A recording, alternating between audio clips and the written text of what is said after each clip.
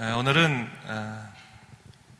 종말론적인 계시에 관해서 좀 살펴보도록 하겠습니다. 객관적인 얘기만 좀 오늘 하겠는데, 여러분은 종말론적인 계시라는 말을 들으면 어떤 생각이 가장 먼저 떠오르십니까? 일반적으로요, 이 종말론적인 계시다 그런 말을 듣게 되면 보통의 경우에는 말세의 현상이나 멸망의 징조로 생각하기 쉽습니다. 제가 신학교 다닐 때 한참 이 바코드가 유행하기 시작했거든요. 슈퍼에 마켓의 물건들의 이 바코드가 찍기 시작했습니다. 그리고 서점에 이 책들의 바코드 스티커가 이렇게 붙기 시작했습니다. 그때요, 여러분, 이 바코드에 대한 얘기가 엄청 말이 많았습니다. 각 교회마다 집회를 많이 했거든요. 그래서 뭐 이 바코드가 짐승의 표 666이다 라고 말하면서 이 종말론적인 집회가 많이 열렸습니다. 아마 여러분들 여기 시드니에서도 비슷하지 않았을까 생각이 들어요. 그런 일이 있었습니다. 그런데 여러분 요즘 어떻습니까? 바코드를 666이라고 생각합니까? 그렇지 않죠. 어디나 다 붙어 있어요. 우리 교회도 보면 저기 서점에, 우리 교회 그 서점이 아니죠. 우리 그 도서관 보면 책에 다 뒤에 바코드 다 붙어 있습니다. 그런 말하는 사람 하나도 없습니다. 반면에 요즘에는요, 이 대신 베리칩이라고 하는 것 많이 얘기하는데 들어보셨어요? 인간의 몸에 칩을 하나 껴넣죠. 그래서 그 칩을 대신해서 카드를 대신한다 그래서 요즘은 어떤 사람들은 이 베리칩이 결국 짐승의 표다 주장하면서 절대로 그 베리칩을 받으면 안 된다 그런 얘기를 하는데, 어떻게 보면 그것도 참 어떻게 우스운 얘기가 아닐 수 없습니다. 사실 성경의 종말론적인 메시지는 상징과 은유의 성격을 가지고 있어서 정확하게 그것이 현실적으로 무엇을 의미하는지는 알 수 없을 때가 많이 있습니다. 그래서 이 드러나는 현상에 대해서 뭐 이것이 말세의 징조다, 현상이다라고 지적해서 말하는 것도 사실은 올바른 것은 아닙니다. 근데 사람들이요, 궁금해하죠. 많이 궁금해해요. 그래서 이것이 말세의 징조인지 실제로 궁금하지 않습니까? 그러다 보니까 아직까지도 이단들이 이 종말론적인 계시를 이용해서 사람들을 현혹하고 또 그 마음을 부추길 때가 적지 않습니다. 제가 5주째 지금 계시에 관해서 말씀드리고 있는데 다시 한번 분명히 할 것이 하나 있습니다. 계시의 목적이 뭡니까? 하나님을 드러내는 것이다. 그것이 계시의 목적이다 말씀드렸습니다. 그렇다면 하나님 앞에서 우리는 어떤 모습일까? 한번 돌아볼 필요도 있는 거죠. 한번 이런 생각을 해볼 수 있습니다. 어떤 사람이 길을 걷는데 경찰을 만납니다.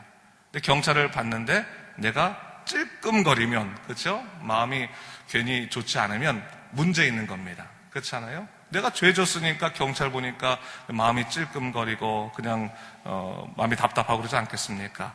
반면에 죄 짓지 않은 사람들은 경찰을 봐도 아무렇지도 않은 법입니다. 오히려 자기에게 어떤 위협감을 느끼고 있을 때 경찰 만나면 얼마나 반갑습니까? 이와 같은 겁니다. 하나님을 믿고 그분을 사랑하는 사람들에게는 이 종말론적인 계시가 뭐예요? 축복이라고 하는 겁니다. 두려움이 아니라 축복이라고 하는 겁니다. 왜요? 그 안에 하나님이 보이기 때문에 그렇습니다. 그런 의미에서 이 종말의 징조가 뭐 이렇다 저렇다 말하면서 사람을 혼란스럽게 하고 두렵게 하는 사람들이 종종 등장하죠. 여러분, 그거는 별로 올바른 거 아닙니다. 종말론적인 메시지, 믿는 사람들에게 뭐예요? 희망의 메시지다, 승리의 메시지다, 격려의 메시지다. 그 부분을 명확히 알고 들어가야 될 필요가 있는 겁니다. 우리 가끔 가다 보면 요즘에는 프리메이슨이나 뭐 일루미나티 같은 얘기도 많이 도는데 그런 얘기 들으면서 막 겁을 냅니다. 아이고, 어떻게 하면 좋냐? 뭐 이 세상이 어떻게 되냐? 이런 겁내지 마십시오. 믿는 사람들에게는 하나님의 오심이 승리의 날이라고 하는 겁니다. 그런 거 하나도 두려워할 것 하나도 없습니다. 떨면 안 되는 겁니다. 여러분, 하나님께서는요, 당신의 자녀를 지키십니다. 믿으시죠? 그것을 우리가 알아야 돼요. 돌보시는 겁니다.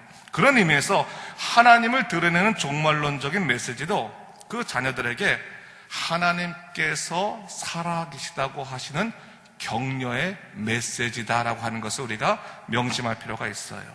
그런 차원에서요, 이 종말론적인 메시지가 은유나 상징의 방법을 통해서 전해지는 것도 하나님께서 뭐 하나님의 뜻을 일부러 감추려고 어떠한 은밀한 의도를 가지고 항하시는 게 아니라는 겁니다. 그러니까 이게 무슨 뜻인지 몰라도 그게 뭐 은밀하게 무슨 비밀적으로 뭐 감추어져서 뭐 그런 게 아니라고 하는 것을 얘기하는 거예요. 사진 기술에 보면요, 아웃포커싱이라고 하는 기능이 있어요. 혹시 아세요? 그게 뭐냐면 인물을 두드러지게 만들기 위해서 배경을 흐릿하게 만드는 게 아웃포커싱이에요. 그런 거 맞죠? 사람은 아주 명확하게 나오는데 뒤에 배경은 희미하게 나와요. 그러다 보니까 오히려 더 뒤는 환상적이면서 사람은 또렷하게 보이는 기술이 이것이 아웃포커싱이거든요. 종말론적인 계시도 비슷해요. 하나님을 명확하게 보이게 하기 위해서 오히려 다른 요소들을 상징과 은혜의 방법으로 흐릿하게 하는 겁니다. 그것을 통해서 무엇을 목적으로 하고 있는 거예요?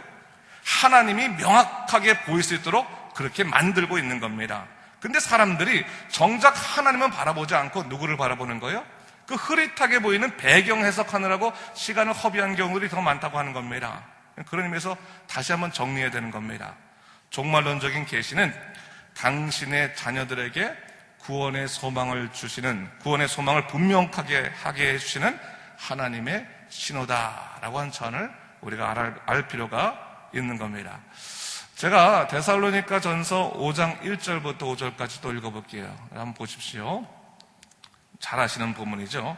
형제들아, 때와 시기에 관하여는 너에게 쓸 것이 없음은 주의 날이 밤에 도둑같이 이를 줄을 너희 자신이 자세히 알기 때문이라. 그들이 평안하다 안전하다 할 그때에 임신한 여자에게 해산의 고통이 이름과 같이 멸망이 갑자기 그들에게 이르리니 결코 피하지 못하리라. 형제들아, 너희가 어두움에 있지 아니하매 그날이 도둑같이 너에게 임하지 못하리니 너희는 다 빛의 아들이요 낮의 아들이라. 우리가 밤이나 어둠에 속하지 아니하나니 그러므로 우리는 다른 이들과 같이 자지 말고 오직 깨어 정신을 차릴지라 했어요. 한번 이전에 제가 들은 얘기예요. 예수님께서 재림하시는 종말의 날이 도적처럼 이른다고 이야기하고 있습니다. 그때 임신한 여자에게 해산의 고통이 갑자기 이르는 것처럼 멸망은 피할 수 없다라고 성경은 얘기하고 있습니다. 근데 예수님을 믿는 형제들은 다르다는 겁니다. 성경은 너희는 어둠에 있지 아니하기 때문에 그날이 도적같이 임하지 못한다라고 우리에게 분명히 얘기하고 있습니다. 이것이 의미하는 바가 뭐겠습니까? 첫 번째로는 세상 모든 자는 하나님의 심판을 피할 수 없다라고 하는 겁니다. 이게 종말론적 메시지의 중요한 핵심이에요. 하나님의 심판은 누구도 피할 수 없다라고 하는 겁니다. 그럼 피할 수 없다면 어떡합니까? 하나님 앞에서 부복해야죠. 회개해야죠. 도둑과 같이 임한다고 하는 말은 언제 하나님의 심판이 임할지 모르니까 너희를 당장 지금 무릎 꿇어서 회개해야 된다, 자복해야 된다라고 하는 것을 얘기하고 있는 겁니다. 그런 의미에서 이 종말론적인 계시라고 하는 것은 미래의 종말을 말하는 것 같지만 사실은 뭘 말하는 거예요? 오늘의 영적 각성을 지금 말하고 있는 거예요. 오늘 너희는 누구냐? 오늘 회개해야 된다라고 하는 거예요. 회개해서 살아계신 하나님을 믿으라. 하나님 믿는 자들도 세상 따라 살지 말고 항상 깨어 있어서 하나님 뜻대로 살아가라. 그것을 말하는 것이 종말론적인 메시지다라고 볼 수가 있어요. 그런 의미에서 저는 다니엘서나 요한계시록을 읽으면서 우리가 두려움을 가질 필요도 없고 가져서도 안 된다고 생각해요. 여러분 왜 요한계시록이나 다니엘서 읽으면서 어쩌면 좋니 저쩌면 좋니 하면서 걱정을 합니까? 그런 걱정 하나도 할 필요 없어요. 다 아웃포커스입니다. 하나님을 명확하게 바라봐라 라고 하는 것이 제일 중요한 겁니다. 하지만 그래도 우리가 이 종말론적인 계시를 좀 알 필요가 있는 거니까 신학적으로 좀 볼 필요가 있어요. 조직신학적으로 이 종말론적인 계시를 바라보면 7가지 주제가 나옵니다. 그 7가지 주제를 잠깐만 소개할 겁니다. 영상 보세요. 첫 번째는 회개가 있어요. 두 번째는 죽음, 세 번째는 영혼, 네 번째는 천국, 다섯 번째는 부활, 여섯 번째는 재림, 일곱 번째는 최후 심판. 이것이 종말론적 계시의 7가지 주제예요. 이 말이 뭐냐면 종말론적인 계시는 이 7가지 주제를 드러내는데 목적을 갖고 있다고 하는 거예요. 첫 번째 목적이 뭐예요? 회개라는 거, 회개. 종말론적인 메시지, 계시가 우리에게 주어진 이유가 뭐냐? 회개하라고 주어진 거예요. 회개하라고. 회개. 다른 거 하지 말고 그냥 회개하라. 또한 뭡니까? 두 번째 뭐예요? 우리는 언젠가는 죽는다라고 하는 것을 가르친다는 거예요. 죽는다. 그리고 세 번째 뭡니까? 우리의 인생은 뭐예요? 진짜 참 인생은 영혼의 인생이다라고 하는 거예요. 영혼. 우린 영혼을 가진 존재이다. 이 영혼은 나중에 뭐예요? 하나님 심판 앞에서 천국과 지옥으로 나누어진다라고 하는 것을 얘기하는 거예요. 그리고 우리가 죽은 후에 나중에 부활되고 예수님이 부활하신 것처럼 부활하고 또한 예수의 재림은 반드시 있는 것이며 그 재림의 때는 최후 심판이 있다. 이 7가지의 주제를 드러내고 있는 거예요. 그 말은 뭡니까? 다른 거 볼 필요 없다는 거예요. 뭐가 뭐 베리칩이고 뭐 666이 뭐고 뭐 프리메이슨이 뭐고 그런 거 다 필요 없어요. 7가지. 반드시 예수님은 재림하시며 그때는 심판이 있을 터이니 우리가 회개를 해서 하나님의 뜻대로 살아야 된다라고 하는 것을 가르친다고 할 수 있는 것이죠. 그래서 여러분, 종말론적인 계시는 가만히 보면요, 마지막까지 사람을 구원하시려고 하는 하나님의 사랑의 메시지인 것을 볼 필요가 있는 거예요. 그러니까 어떻게 보면 믿는 자들에게는 하나님이 오시는 것이 기쁨 아니겠습니까? 근데 믿지 않는 자들에게는 그것이 두려움이잖아요. 야, 두려우면 어떡합니까? 야, 내가 빨리 회개해서 주님께 돌아가야지 라고 하면 이 하나님의 사랑의 메시지 아니겠습니까? 이 하나님의 사랑의 표현이라고 볼 필요가 있는 겁니다. 그런 의미에서 오늘 본문의 말씀을 좀 살펴봤으면 좋겠어요. 오늘 본문의 말씀은 느부갓네살의 두 번째 꿈 이야기입니다. 오늘 본문 4장도요, 세대주의 종말론자들이 참 잘 사용하는 말씀 중에 하나입니다. 여러분 한번 인터넷 들어가 보세요. 이 다니엘서 4장 말씀 그러면 또 세대주의 종말론자들이 쫙 설명해 놨습니다. 7단계로 이게 설명해 놨는데 여러분 그거 보지 마세요. 그냥 아웃포커싱 하나예요. 뭐예요? 하나님 명확히 바라보면 되는 겁니다. 근데 오늘 본문에서 느부갓네살의 꿈을 통해서 하나님께서 종말론적인 계시를 지금 주셨습니다. 왜 주셨습니까? 깨어서 회개하여 하나님을 믿도록 구원의 기회를 위해서 종말론적인 계시를 주셨습니다. 오늘 하나님께서요, 느부갓네살에게 종말론적인 계시를 주신 이유에 대해서 4장 4절부터 5절까지 이렇게 말하고 있습니다. 우리 다 같이 4절과 5절을 한번 읽어볼까요? 시작. 나 느부갓네살이 내 집에 편히 있으며 내 궁에서 평강할 때 한 꿈을 꾸고 그로 말미암아 두려워하였으니 곧 내 침상에서 생각하는 것과 머릿속으로 받은 환상으로 말미암아 번민하였었노라 했어요. 성경을 보니까 느부갓네살이 자기 집에 편히 있고 그 곡에 평강할 때 한 꿈을 꾸게 하셨다. 그렇게 이야기하고 있습니다. 자, 이것은 바벨론의 평강시대, 평화시대, 번성시대를 의미하는 것이죠. 그 집이라고 하는 것은 그 느부갓네살의 가정, 그렇죠? 느부갓네살의 그 가문을 말하는 것이고, 궁이라고 하는 것은 그 나라의 뭐 국제 정세, 정치, 나라 정세 이것을 말하는 건데, 고대 근동을 지배했던 느부갓네살은 풍요롭고 안락한 삶을 살게 되었습니다. 형통한 삶, 어떤 문제도 안 보여요. 걱정 없는 상황, 이것이 행복의 절대 조건처럼 보입니다. 그런데 여러분 오늘 본문에서 뭘 말하고 있는 겁니까? 모든 것이 다 갖추어져 있다 할지라도 하나님께서 그 인간에게 꿈 하나만, 그 답답한 꿈 하나만 내려주시면 인간의 모든 삶을 뭐로 바뀌어요? 번민으로 바뀔 수밖에 없다라고 하는 것을 얘기해주고 있어요. 이는 하나님께서 이 세상에 편히 살고 있는 그를 흔드시기 위해서 꿈을 주셨다고 볼 필요가 있는데, 그렇다면 하나님께서 왜 그에게 번민할 수밖에 없는 꿈을 주셨겠습니까? 사실 느부갓네살은 이미 살아계신 하나님을 경험한 사람이었습니다. 다니엘서 2장에 보듯이 그는 금신상 환상을 통해서 하나님의 준엄하신 메시지를 듣고 그분의 위험 앞에서 무릎을 꿇었던 사람입니다. 그렇던 그가 세월이 지나니까 어떻게 돼요? 하나님을 잊고 세상으로 돌아갔습니다. 사람이란 존재가 그래요. 어려울 때는 하나님만 찾고 또 먹고 살만해지고 또 편해지고 그러면 세상을 따라갑니다. 제가 이전에 나라에서 사역을 할 때 어떤 할머니 권사님이 뭐 말만 권사님이지 교회도 거의 안 나오고 믿음 생활 처음 안 하시는 권사님인데 그분이 갑자기 큰 병이 걸렸어요. 갑자기 큰 병이. 그래갖고 정말 어떻게 손을 쓸 수가 없어요. 그러니까 우리가 다 교인들 가서 기도하지 않습니까? 근데 그분이 말한 게 그거예요. 하나님이 내 목숨 살려주시기만 하시면 나는 평생을 주님을 위해서 목숨을 걸고 남은 인생을 다 주님께 드리겠다고 하는 거예요. 주님께 헌신하며 살겠다. 눈물을 뚝뚝 흘리면서 회개기도 하시는데 저는 그거 믿었어요. 근데 정말 하나님이 그분 사랑하셔서 병이 고쳐졌어요. 의사들도 야 놀랍다 하면서 고쳐진 거예요.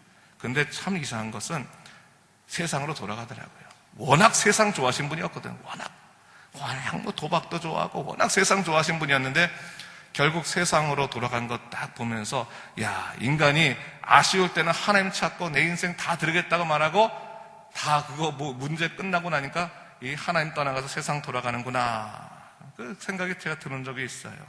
여러분 오늘 하나님께서요 느부갓네살에게 찾아오셨다고 하는 겁니다. 그리고 번민하게 하셨습니다. 근데 그 번민하게 하신 이유가 뭡니까? 어떻게 보면 그로 하여금 현실의 웅덩이에서부터 벗어나서 다시금 하나님 앞에 나아오게 하기 위해서 그에게 세컨 찬스를 주고 있다고 할 수가 있는 거예요. 하나님께서 그에게 기회를 주시고 있어요. 오늘 느부갓네살이 꿈을 꿨습니다. 그리고 그 꿈으로 인해서 결국 하나님을 다시 찾을 수밖에 없었습니다. 근데 오늘 본문을요, 여러분 다 안 읽었으니까 여러분 모르실 거 아니에요, 그렇죠? 다 안 읽으셨으니까. 근데 이 성경을 쭉 읽어보면 처음부터 그가 꿈을 꾸고 나서 찾은 것이 아니에요. 하나님을 찾은 것이 아니에요. 처음에 꿈을 꿨을 때는 박수와 술개, 갈대와 술수와 점쟁이들을 먼저 불렀어요. 다시 말해서 그 나라에 있었던 모든 점쟁이들, 점치는 사람들 다 불렀어요. 그리고 물어봤습니다. 근데 그들이 해답을 주었나? 그렇지 못했습니다. 왜냐하면 그 꿈은 누가 주셨기 때문에 그래요? 하나님이 주셨기 때문에 그렇습니다. 종말론적인 계시의 특징이 있어요. 굉장히 어려울 것 같은데 아무리 세상적인 지식을 다 끼워 맞춰도 해결이 안 되는데 거기에 열쇠하나만 딱 끼면 모든 것이 깔끔하게 해석이 돼요. 그게 바로 뭐예요? 하나님이라고 하는 하나님. 하나님만 찾으면 하나님이라는 열쇠만 딱 끼우면 모든 것이 깔끔하게 해석되는 것이 바로 이 종말론적인 계시의 특징이에요. 여러분 오늘 이 느부갓네살이 결국 어떻게 됐습니까? 다니엘을 찾았어요. 하나님을 불렀을 때 그때서야 그를 번민하게 하던 그러한 꿈이 완전히 해석되고 있는 것을 볼 수가 있습니다. 여기에서 여러분 우리는 하나님의 신실하심과 인간의 어리석음을 동시에 볼 수 있는 거예요. 인간은요 하나님의 은혜를 입었음에도 불구하고 금방 주님 잃어버립니다. 그죠? 잃어버리고 세상으로 돌아가고 하지 않습니까? 근데 하나님은 신실하신 거예요. 기회를 다시 주시기 위해서 그에게 찾아오십니다. 그런데 인간은 하나님이 찾아오셨음에도 불구하고 하나님을 바로 찾지 않아요. 자기가 할 것 다 하다가 맨 마지막에 할 것 없으니까 결국 하나님을 찾는단 말이에요. 근데 여러분 하나님 찾고 나서 그의 답답한 꿈에 해석이 됐습니까? 안 됐습니까? 해석이 되었다는 거에 핵심 포인트가 있는 거예요. 여러분 하나님께서요 우리를 사랑하십니까? 사랑하지 않으십니까? 사랑하세요. 근데 우리 예수 믿는 사람들도요 틈만 나면 한눈 팔아요. 틈만 나면 하나님 바라보지 않고 세상 바라보는 거예요. 그렇죠? 조금만 인생 살만하면 무슨 이렇게 여가 생활이 많고 문화 생활이 많고 하나님 안 찾고 그냥 그렇지 않습니까? 근데 여러분 하나님께서 끝까지 우리에게 기회를 주시는 거예요. 끝까지 여러 가지 상황 속에서 이 종말론적인 메시지를 주시는 거예요. 내 마지막을 좀 생각해라, 회개하라, 하나님의 함께 하심이 있다 하는 거예요. 아무것도 해도 안 풀리면 여러분 딱 하나만 생각하면 돼요. 아 이게 종말론적인 메시지구나. 그럼 누구에게 가야 풀리는 거예요? 하나님에게 가야 풀리는 거예요. 하나님만 바라보게 되면 모든 문제가 다 풀리기 시작한다고 하는 겁니다. 하나님의 신실하심이 있는 겁니다. 오늘 본문에서요 느부갓네살이 다니엘을 가장 마지막에 부르는 장면은 마치 어려운 일이 생기면 맨 마지막으로 하나님을 찾는 우리들의 모습과 상당히 비슷합니다. 그러나 정답은 뭡니까? 하나님께 돌아가는 것이 살 길이다 라고 하는 겁니다. 하나님께 돌아가는 것이 살 길이다. 하나님만이 인생의 해답이시다 라고 하는 것을 분명하게 오늘 본문에서 가르쳐주고 있어요.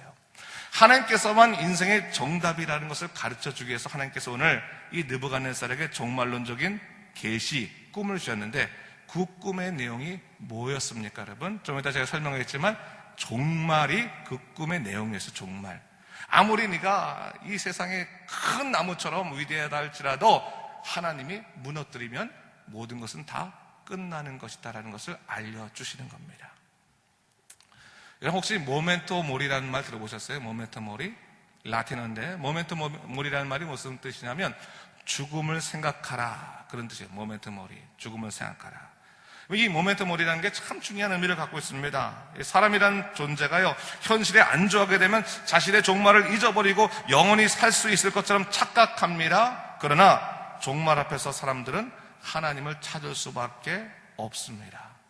죽음이 멀리 있지 않고 언제나 죽음이 내 앞에 있다라고 생각할 수 있는 사람, 모멘토 모리, 죽음을 생각할 수 있는 사람들은 자신을 하나님 앞에 겸손하게 갖고 낼 수 있는 사람이 됩니다. 그래서 여러분, 큰 질병에 걸렸다가 다시금 인생의 기회를 얻으신 분들이 믿음이 깊어진 이유가 거기 있는 거예요. 죽음을 몰랐다가 죽음을 한번 경험하고 난 다음에 아, 내 인생은 하나님 앞에 바로 사용돼야 하는 거구나 라고 생각하면서 겸손해질 수밖에 없다고 하는 것입니다.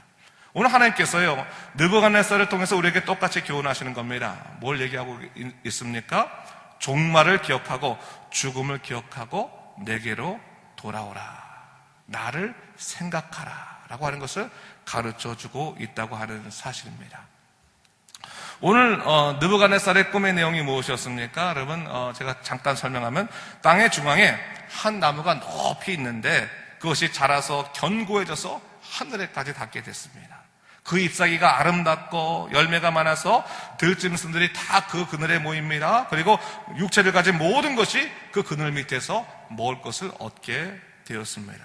그런데 한 순찰자, 거룩한 자가 하늘에서 내려와서 소리를 지르는데 나무가 베고 짐승들이 떠나고 새들을 쫓아내라. 그 뿌리에 구루터기를 땅에 남겨두고 새와 노줄로 동이고 그것을 들풀 가운데 두라. 그렇게 말하고, 그러고 난 다음에 뭡니까? 짐승의 마음을 받아서 그가 7대를 지난다. 그렇게 이야기하고 있습니다. 느부갓네살이 그 큰 나무가 자기인 것을 알았을까요? 몰랐을까요?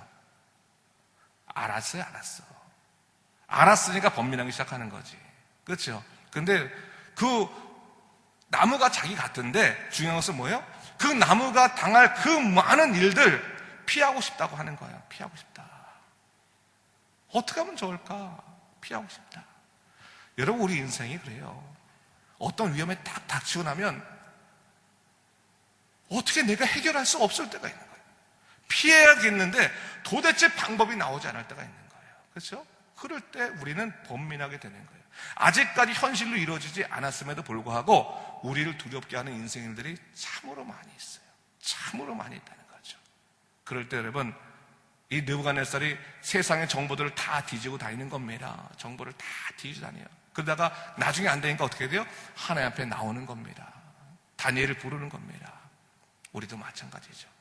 어려운 일을 어떻게 감당하기 힘들었을 때 세상의 정보들을 다 찾아가지고 다니지만 결국 세상에서 정답을 얻을 수 없을 때 우리는 어쩔 수 없이 하나님 앞에 무릎 꿇게 되더라고 하는 겁니다.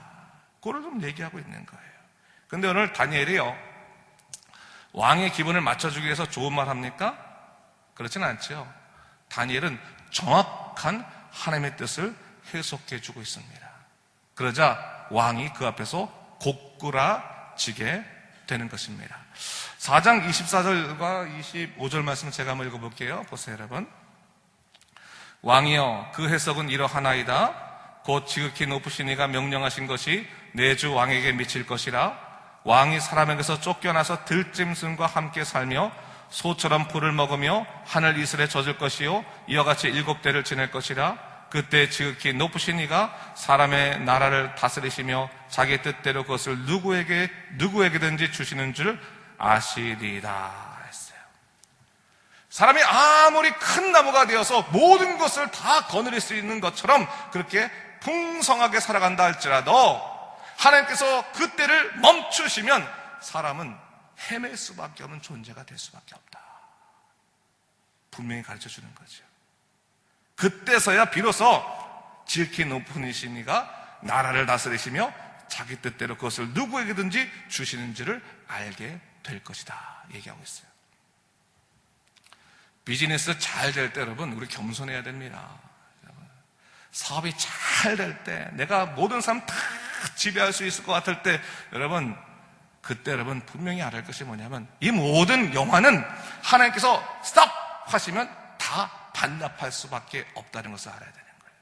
아무리 내가 건강하다 할지라도 아무리 내가 돈이 많다 할지라도 아무리 권세 있다 할지라도 세상의 모든 것은 영원할 수 없는 거예요. 오늘 한국이 그러잖아요.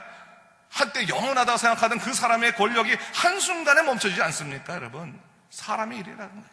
하나님이 딱 스탑하면 모든 것이 끝이에요. 그때서 뭘 알게 된다는 거예요?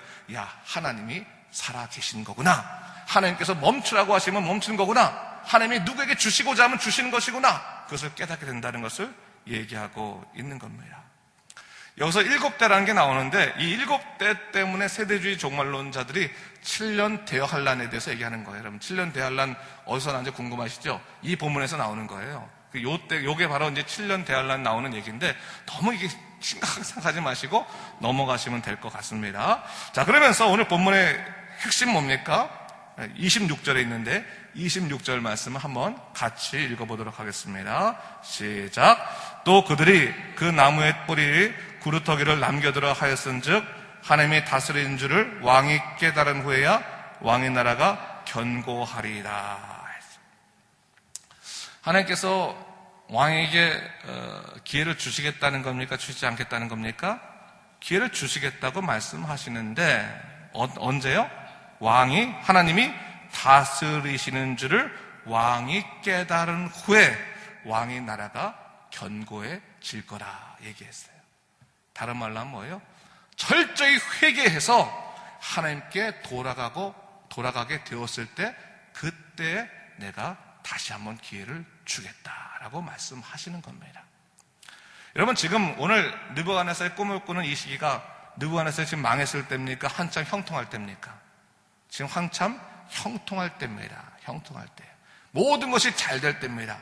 그러면 이런 말이 들어올까요? 안 들어올까요? 안 들어옵니다. 안 들어오는 거예요. 사람이 건강할 때, 너 아플 때 조심해. 너 나중에 너 다쳐. 이렇게 말할 때 들어옵니까? 돈 많아가지고 펑펑 쓰고 날 때, 야, 너 이렇게 살면 안 돼. 이라고 하면 그게 들어옵니까? 안 들어오죠. 느부갓네살도 안 들어왔어요. 사실 오늘 본문에는 회개한 것처럼 보이지만 사실 안 들어왔어요. 학자들의 연구에 의하면 느부갓네살 이후에 이 본문 말씀처럼 7년 동안 갑자기 미쳐서 산을 헤맸다라고 얘기하고 있어요. 오늘 계시의 말씀처럼 된 겁니다. 이 말이 뭡니까? 말씀을 듣고 회개하지 않는다면 하나님의 정하신 심판은 반드시 우리에게 찾아온다고 하는 겁니다. 그것을 분명히 해야 돼요. 종말론적인 메시지는 7년을 환난을 겪냐 뭐하냐 이게 중요한 게 아니라 하나님이 우리의 통치하 되심을 우리가 분명히 인식하지 않으면 우리가 가진 모든 세상적인 화려함이나 풍요함은 한순간에 하나님께서 잃어버리게 하실 수 있다고 하는 것을 얘기하는 거예요. 하나님께 돌아가는 것, 하나님 붙드는 것만이 제일인 것을 얘기하고 있어요. 여러분 그런 의미에서 분명히 아실 게 뭐냐면 하나님에 대한 예배, 하나님에 대한 일을 접고 다른 것을 해서는 안 되는 거예요. 하나님이 가장 우선인 겁니다. 하나님이 통치자이시기 때문에 그분이 먼저 되시고 난 다음에 나머지가 있는 것이지 다 우리가 세상을 한 다음에 시간 남으면 하나님 따르고 말고 그런 문제가 아니라고 하는 것을 오늘 성경에서는 이 종말론적인 메시지를 통해서 분명히 우리에게 가르쳐주고 있는 겁니다. 하나님께서요 그에게 주신 종말론적인 메시지의 목적은 회개였습니다. 근데 여러분 아실 게 뭐냐면 회개에도 때가 있다라고 하는 겁니다. 때가 있다.